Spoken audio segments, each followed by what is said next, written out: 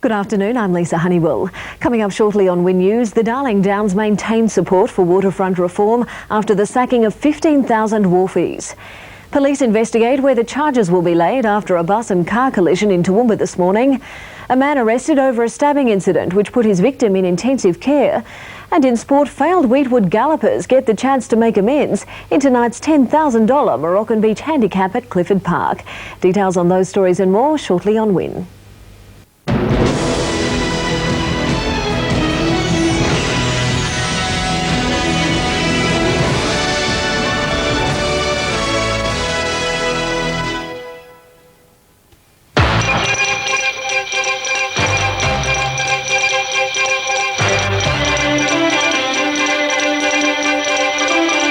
Tonight, growing anxiety on the Darling Downs as the waterfront dispute escalates. A 20-year-old faces an attempted murder charge and cheaper Toowoomba bus tickets with a network overhaul. Win News with Des McWilliam. Good evening. Darling Downs politicians are defending the actions of governments after almost 1,500 of the country's wharfies have been sacked. The region's rural groups also remain supportive of the tough stance against union labour on the wharves, but anxiety against the backlash is growing. Patrick stevedoring ended rumours overnight and made Australian maritime history by sacking its entire workforce. Christina Harrison, Win News. 15 jobs lost as an entertainment superstore closes its doors. That's next. And an old workhorse makes John Darien her new home.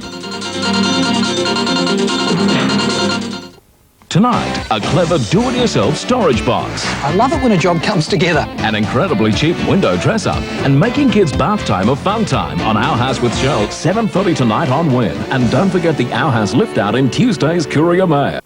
Hello, Bruce Paige in the National 9 newsroom. Tonight at 6:30, the sudden sacking of 1,400 wharfies. Security guards secure Patrick's wharves as other unionists march in protest. And the latest four-wheel drive crash test. That's straight after Win News. Details then. Thanks, Bruce. You're watching Win Local News. 15 employees will lose their jobs when Toowoomba's Brash's store closes in about 2 weeks' time. An Australia-wide restructuring of the company will see almost all Brash's outlets closed down, with Toowoomba's to cease trading on the 24th of this month. The only two Queensland outlets to stay open will be in Brisbane. The Brash's chain specialises in selling all types of home entertainment equipment. Queensland's rural sector isn't the only area deserting the church. Lifeline's Reverend Noel Park says communities throughout Australia are abandoning it, and the church needs to find other ways to remain relevant to struggling landowners. Seems the prayers for rain in the rural sector aren't being made inside God's house anymore. Christina Harrison, Win News. On to the business news, an ANZ jumped 48 to 11.35. The owners of Patrick Stevedore's Lang Corporation rallied, up 29. And Ross Mining down marginally to 94. The All Ords were up, gold down. Time for the sport now, and Clifford Park set for a mini Wheatwood, Richard. That's right, Des, just for the losers. Coming up, prize money boost for Clifford Park, and Downs drivers fight for national and state titles on their home track. Welcome back, thanks for joining us. Darling Downs drivers will be in the box seat to take out state and national titles on their home track this weekend. Charlton hosts its biggest speedway meeting of the year as modified production and litre sprint car drivers push their machines to the limit in the hunt for glory. Charlton will be abuzz with the smell of high-octane fuel and the roar of performance engines on Saturday and Sunday. Race right into the night under the lights until just about 10 o'clock. Hope you can find plenty of winners. Back to you, Richard. Well, that's it for sport. Back over to you, Des. Thanks a lot, Richard. Midweek weather with Peter Byrne. That's next. Garden guru Brian Sams gives us the lowdown on hibiscus, and then a century-old Toowoomba icon receives a $500,000 facelift. Good evening, Weather Watchers. Many people have the mistaken belief that tornadoes do not occur in Australia. Certainly they're not as common as in the USA, but yes, a fact of life. This is a little beauty, isn't it? It shows a tornado and the parent storm, of course, over at Boolaroo in South Australia. In tonight's photograph, thanks to Wayne McCullum. Looks like quite a good vortex there, or vortex, that's for sure. Temperatures around the region, well, certainly I warned you about that blanket last night, didn't I? Generally, the minimums there 2 to 3 degrees below the April average, and the maximums there about 2 to 3 degrees above the April maximum, but there wouldn't be too many complaints. Best in the state, 37 at 2 places, Urandangi and Birdsville, and good old Oakey, 10 degrees, that was the state's coolest. There was a rainfall report, precipitation report at the head, 0.2 of a millimetres, but I think that's a good chance that may have been due. Okay, Toowoomba details at the moment outside the studio, 20 degrees. The wind easterly, the old faithful easterly at 25 kilometres an hour. The satellite picture of Queensland, again, there's not a lot to spruik about. The cloud forms by about 9 o'clock, mostly burns off, as you know, by early afternoon, and there's a little outside there at the moment, so the reason quite dry, cool air, so certainly keep that blanket handy tonight. Continental picture, still got the massive cloud coming through the west of the state, and that's being triggered by quite an active surface trough in association with a fairly weak upper level trough. Nothing on Marburg radar, so it's straight onto the chart. And basically things have evolved much as anticipated. The ridge has weakened considerably, particularly on the south coast here, and that trend will continue, moderating winds, moderating seas. This trough here will enter southwest parts of the viewing area probably late tomorrow and probably stagnate through the local area here for Friday. But at this stage of the game, Easter doesn't look to be too bad, just isolated showers being triggered by that surface trough as it enters the southwest of the area tomorrow. Moving on to the Darling Downs and the Granite Belt, mostly fine, just isolated showers Thursday afternoon or evening, and they'll be chiefly in the south, light to moderate east to northeast winds, and the outlook for Friday, a few showers. Moving northeast and north to the Wide Bay and Burnett viewers, isolated showers about the exposed coast tonight, otherwise fine tomorrow, and I'd say mostly fine for Friday as well. Light to moderate southeast to northeast winds, and for Friday, just the chance of a light shower or two in the extreme south at best. Sunrise for Toowoomba tomorrow morning, 6:07 a.m, sunset 5:43 p.m. That's enough for Burnsy, so it's straight over to Brian. Thanks, Burnsy. Well, hibiscus would have to be one of the most beautiful garden plants of all. And today I'm joined by Jan Simon, who is a grower of hibiscus, to talk hibiscus. Jan, they look great. Yes, Brian, they're nice this year. But their jobs are secure. Mr Johnson saying the jobs will be there forever and a day. That's it for Wind News this Wednesday night. I'll be back a little later on with updates. National 9 News is next. Enjoy your night. Good night.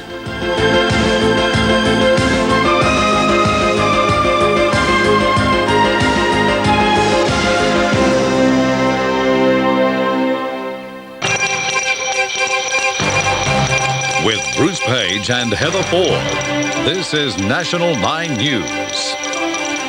1,400 waterfront workers sacked.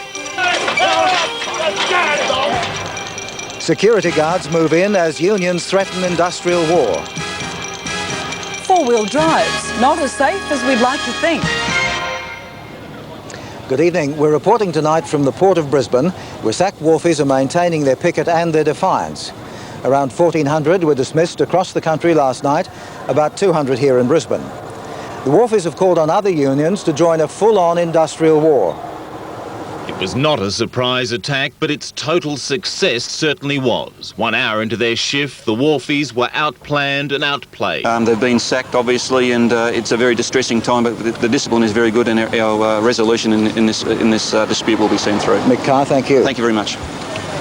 Well, that's the situation here at the moment, Heather. I'll be back a little later in the news to update you on what's happening. Thanks, Bruce. Well, to the rest of the news, and another chapter today in the saga of politicians misusing expenses.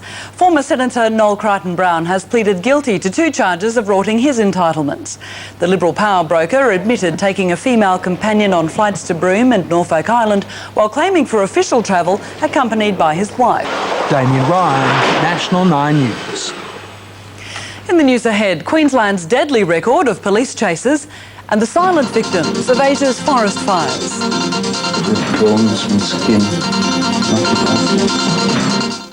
The current affair, the casino death that shocked the country. We were told that someone would be charged 2 weeks ago. We now reveal how police bungled the investigation. You don't do that. Our startling new evidence on videotape. What is going on there is just beyond me. Welcome back, you're watching National 9 News. The CJC is fighting the Queensland Police over high-speed car chases. It says officers need to think twice before taking off after offenders because 13 people have been killed in chases over the past 5 years. Isabel Ryan was killed on a Gold Coast street in 1993 when she was hit by a stolen car. The driver was trying to outrun police. Police believe the attackers were looking for another man. The people of Brisbane will soon be able to have their say on the plan to build a tower on top of Mount Cootha. The council will call for final objections later this month. The opposition is urging residents to give the project the thumbs down. The time is near for Brisbane residents to choose. Is this a world-class landmark or an environmental eyesore? But do you really believe that we should put our green jewels and sacrifice them for a one-off entertainment? Skypoint Tower has been on the table for 2 years now, and the day of reckoning nears. The environmental impact study has been completed and the developer has progressed through the red tape. So, come April 20, you have 10 days to say yes or no.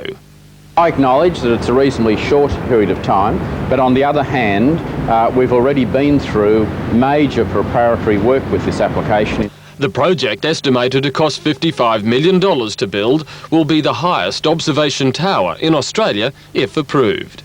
If you object to Mount Cootha being destroyed, you put your objection into Brisbane City Council. Over the coming months, the council will decide whether or not to give Skypoint the nod. But whatever the outcome, it's still subject to challenge in the courts. Andrew Trewin, National 9. Well, the sport now with Sean, and Tendulkar belts our bowlers again, Sean. You sure did, Heather. A ton of 88 balls. The cricket coming up, and Tiger, the punter's tip at Augusta. I think this year's much easier because I know how to win here. Good evening. Greg Norman heads 4 Australians into this week's US Masters, but all the talk's about Tiger Woods. After his record-breaking win last year, Woods is the shortest-priced favourite in the tournament's 62-year history. There is no doubt 22-year-old Tiger Woods has marked out his territory at the magical Augusta course. He finished with 2 for 39. Well taken. If they didn't have Tendulkar, we might have a chance. I'm sure they're trying to find ways. True. Thanks. Yes. On the stock market, the All Ordinaries hit another record high, surging 18 points. Our dollar is a little stronger. In Oz Lotto, 2 winners collect $1.5 million. Division 2 pays $44,700. John's next with a look ahead to the holiday weather, then the dog that's gone clocky.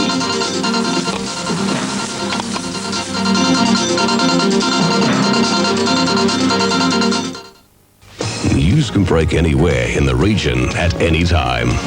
Win News is dedicated to your community with a full half hour of local news covering your region's most compelling events. Win News, weeknights at 6. Good evening. Overnight we saw a few showers around. The Brisbane airport had just 2 millimetres, and today first thing was rather cloudy, but most of that cleared away once the day got going. Both the coasts had a few showers, but nothing much over a millimetre.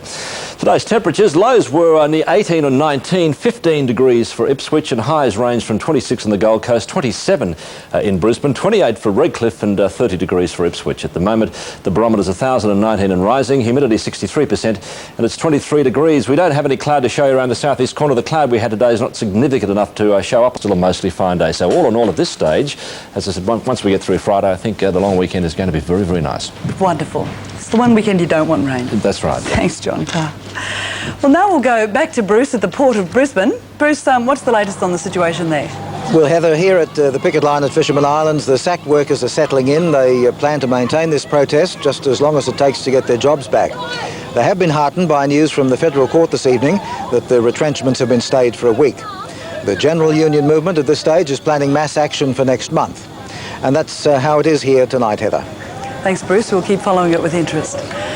Well, finally tonight, the story of a Kelpie that's playing mother to 2 alarm clocks. Jodie adopted the clocks after her first pups were stillborn. Since then, she's been cuddling them and keeping them safe from predators. Her owners are bemused. We've had chooks go clucky, but never a dog go clocky. That's about the size. Jodie's vet says she finds comfort in the clocks ticking, and the only cure is time.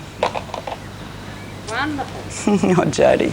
Well, that's the news to this point. We'll keep you up to date on the waterfront war through the evening, but in the meantime, good night.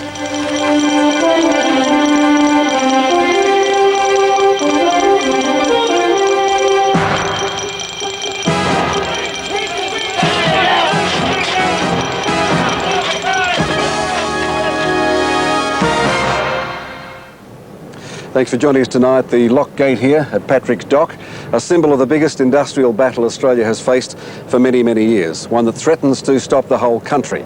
Patrick have sacked their entire union workforce of wharfies with the full backing of the federal government, which is prepared, we are told, to outlay millions of dollars in taxpayers' money to pay out these blokes, at least for the moment.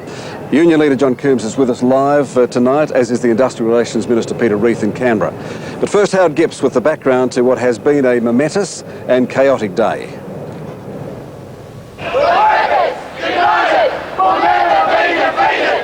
The workers united will never be defeated! Good morning, Patrick. They're frantic. Good morning. Hello, may I help you? We're taking people's names and numbers. Patrick's Sydney headquarters is under siege. A friendly... So that? We can do it any time. All right, we'll do that. That's it for tonight. Thank you for being with us. We'll see you tomorrow night on another issue. Good night. Good evening. Darling Downs politicians are defending the actions of government after almost 1,500 wharfies were sacked. The region's rural groups also remain supportive of the tough stance against union labour on the wharves, but anxiety about a backlash is growing. Patrick stevedoring ended rumours and made Australia maritime history, sacking its entire workforce. It'll now use a National Farmers Federation trained workforce. The Cattlemen's Union and other rural bodies maintain any short-term pain will be worth it. Tonight on Win, Our House and Good Medicine. And at 8:30, William Baldwin and Billy Zane star in your Wednesday action movie, Posse.